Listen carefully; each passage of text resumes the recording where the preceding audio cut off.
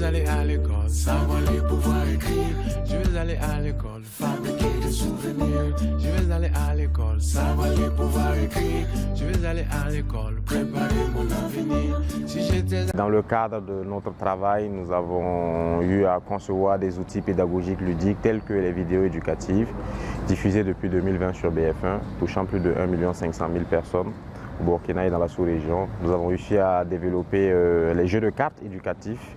Voilà. Nous avons eu à développer les clés USB comme sous forme de livres audiovisuels pour accompagner toujours l'apprentissage des enfants. Et aussi, il y a le support télé autonome qui fait office de salle de classe mobile. Alors, c'est toujours dans le but d'accompagner le gouvernement, l'initiative du gouvernement, du ministère de l'Éducation nationale, le MENA-PLN, voilà, dans sa politique d'accessibilisation en tout cas de l'éducation pour tous et surtout l'éducation de qualité. Maintenant, pour l'avenir, donc grâce à Dieu, déjà, il y a l'autorisation que nous avons eue du ministère et nous sommes en train de travailler maintenant à implémenter ces outils-là, déjà dans le contexte d'éducation en situation d'urgence. Et j'espère que cela se fera, les partenaires techniques et financiers se joindront à cette initiative-là pour la mise à l'échelle de ce projet-là. Mais le dernier mot, ce que je vais dire en fait, c'est que nous devons tous en tant que Burkinabés faire l'effort d'accélérer, de contribuer à transformer l'éducation au Burkina Faso pour que ce soit un modèle pour les autres pays. J'ai présenté une innovation au niveau de l'éducation qui s'appelle « Qui suis-je » troisième. Bon, l'appellation, c'est les utilisateurs qui nous ont imposé ça. Sinon, l'appellation réelle, c'est « Qui suis-je 3E ». Qui suis-je 3E. C'est une application numérique qu'on a développée, une application qui permet aux élèves de 3e de réviser leurs cours de SVT. Pourquoi on a dit 3E? C'est en réalité, nous sommes une structure associative. Nous évoluons à 3, où il y a un développeur d'application, et il y a un designer, et moi-même qui suis un cinéaste, en même temps pédagogue, c'est comme on évolue dans le milieu de l'éducation. Voilà, donc on a essayé de développer l'application pour un peu répondre aux besoins, au goût des élèves, des enfants surtout. Vous savez qu'aujourd'hui, on appelle les enfants d'aujourd'hui la génération zapping, la génération numérique. C'est une génération qui est vraiment accrochée au numérique et qui apprend tout avec le numérique. Et on a l'impression qu'ils sont nés avec le numérique dans leur tête. Ils n'ont aucune difficulté pour manipuler les téléphones. Et nous, on a essayé d'utiliser leur propre intérêt pour les donner le savoir. Parce qu'aujourd'hui, l'enseignement présentiel où l'enseignant est là, c'est un cadre un peu contraignant. On ne peut pas éviter ça, c'est formel, c'est le cadre d'éducation nationale, mais on peut ajouter ces innovations pour permettre à ceux qui sont un peu récalcitrants d'apprendre à leur guise. C'est pour cela qu'on a développé l'application Qui suis-je et on a pu développer actuellement le programme de révision des cours de SVT 3e. Voilà. Donc, en quoi consiste l'application? Ça veut dire que vous partez sur Play Store, vous tapez Qui suis-je, l'application va apparaître et vous cliquez sur l'application et vous l'installez. C'est tout simplement, c'est gratuit. Voilà. Et quand vous l'installez, vous allez voir l'icône sur votre téléphone. C'est un cercle dans lequel il y a un point d'interrogation sur un livre ouvert. Et quand vous naviguez, vous cliquez l'application sur votre téléphone. C'est gratuit. Dès lors que vous installez seulement, c'est fini. Vous pouvez couper votre connexion. Voilà. Et c'est gratuit. Et quand vous rentrez, il y a des questions qu'on vous pose. Quand on rentre, automatiquement, c'est les rubriques de l'application qu'on montre. Est-ce que tu veux réviser tes cours en SVT? Est-ce que tu veux évaluer ton niveau? Est-ce que tu veux apprécier l'application? Qui et qui ont créé l'application? Voilà, on essaie comme ça. Et on montre, quand vous rentrez, je vais réviser mes cours en SVT.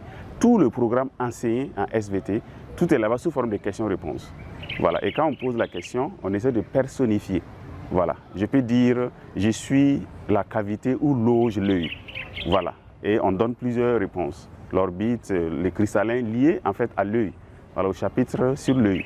Et l'enfant qui a bien appris, il va bien répondre. Et il avance sur les autres questions. Mais s'il répond mal, il ne peut pas avancer. Et c'est ça qui titille l'enfant. L'enfant va se dire que non, pourquoi je ne peux pas trouver ça? Et c'est ça vraiment la force de l'application. Et l'enfant qui commence à jouer ça, il a tendance à vouloir terminer tout le chapitre en fait. Voilà, tout le chapitre et même tout le programme enseigné en SVT. Et en un temps record, les enfants révisent. Et nous, on gagne en tant que parents, en tant qu'éducateurs, où on permet à l'enfant de jouer parce qu'ils aiment la manipulation avec le téléphone et en même temps ils révisent les cours.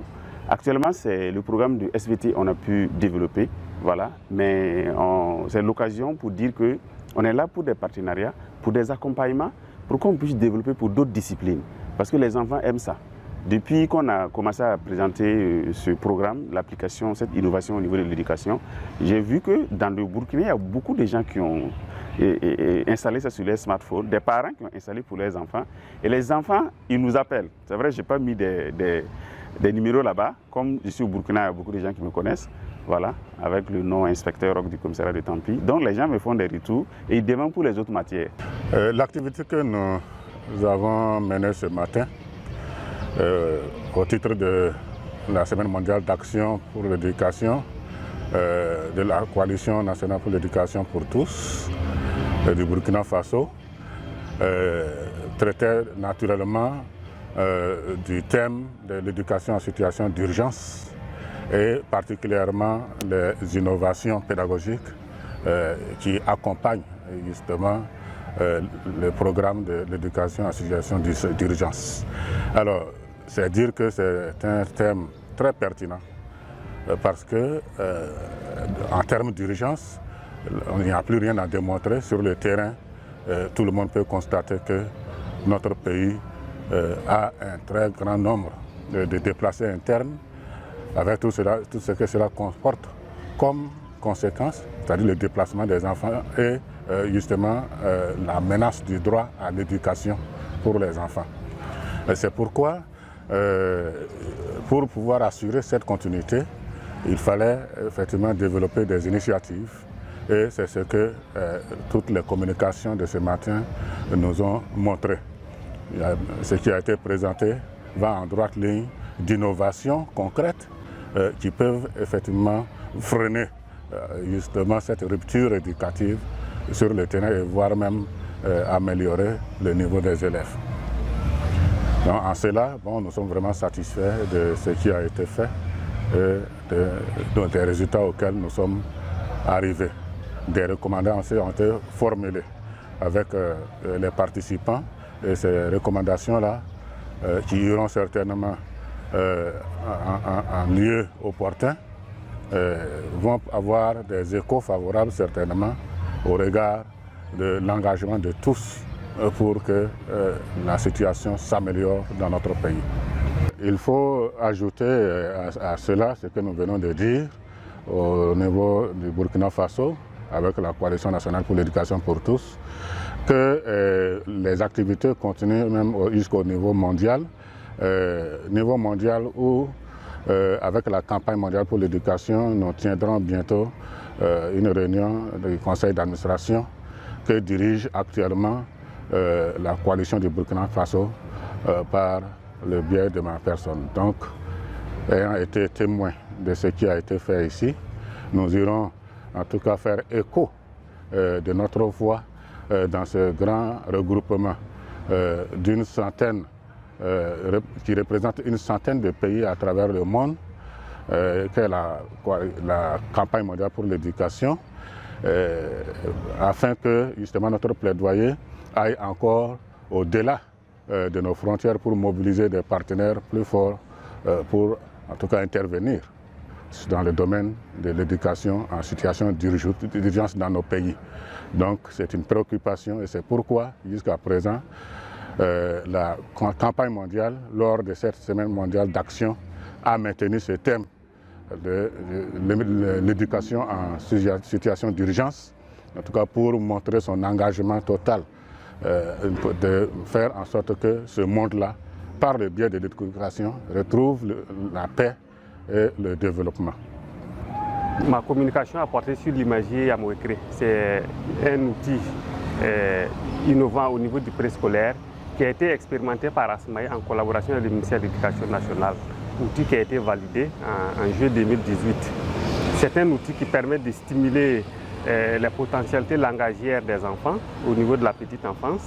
Et c'est un outil également qui permet aux éducateurs de de mieux s'occuper des enfants, de mieux les prendre en charge à travers les activités pédagogiques qu'ils organisent. Donc il y a l'aspect ludique qui est vraiment mis en exergue et c'est un outil qui est composé de 312 images et abordant 29 thèmes pédagogiques.